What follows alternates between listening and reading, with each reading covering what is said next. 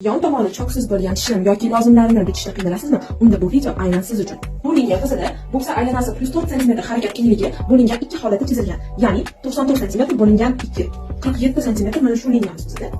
O'tirish balandligini topishimiz uchun boksa aylanasini 4 ga bo'lgan holatda mana shu joyga joylashtirishimiz kerak bo'ladi. Va bizda boksa balandligi har doim o'zgarmas 20 cm ni tashkil qiladi. Boksa liniyasini ham chizib o'tib ketishimiz kerak bo'ladi.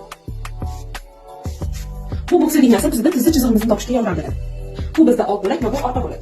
Albatta yozib qo'yamiz old va orqa bo'laklarimizni. Endi oq chiqarishni o'rganamiz. Orqa bo'lagimiz o'tirish balandligi hisobiga oldiga nisbatan 3 cm balandroq bo'ladi.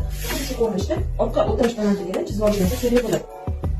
Joylashtirib olamiz. Endi oq chiqarishimiz uchun bu bizda 90 razmer boksa aylanasi bo'lgan uchun biz hozir 6 cm chiqaramiz. Old og'dan esa 4 cm. Orqa og'ga nisbatan oldi og'imiz 2 cm farq qiladi. Orqa og'dan og'ni boshlanish qismidan boshlab, mana shu joydan boshlab 1,5 cm dan chiqaramiz. Old og'da ham xuddi shu ishni takrorlashimiz kerak bo'ladi. 1,5 cm dan chiqaramiz. Va mana shu boksa liniyasida og'ni birgalikda tutashtirib olishimiz kerak bo'ladi. Orqa va old og'ni chizib bo'lganimizdan keyin tizza balandligini topamiz. Tizza balandligini topishimiz uchun boksa balandligidan boshlab ko'chaga bo'lgan masofani teng 2 ga bo'lamiz. Bizda bu masofa 70 cm va yarmi 35 cm ni tashkil qiladi. Va to'g'ri liniyalar bilan birlashtirib olamiz. Bu ixtiyoriy liniyalar hisoblanadi bizda. Va pocha chizig'iga.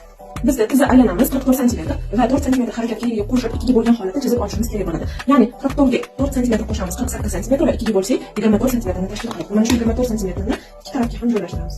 Alikani liniyka yordamida birlashtirib olamiz. Likani linikani har doim mana shu joyda boshlab, mana shu qismidan boshlab birlashtirishingiz tavsiya qilaman. Agar sizda likani liniyka yo'q bo'lsa, tekis qilib chizib olasiz va o'rtani topgan holatda 0,5 cm ichkariga kirgizib aylantirib chizib olishingiz kerak bo'ladi. Agarda mana shunday likani liniyangiz bo'lsa, maqsadga juda ham muvofiq bo'ladi va ideal darajada chiqadi. Va bu qismini ham xuddi shunday ko'rinishda. Pocha aylanasiga esa har doim o'zgarmas 8 cm harakat kengligiga qo'shishni tavsiya etaman. Nima deganligida oyoq tomon kirish hisobiga. Tizamiz tayyor.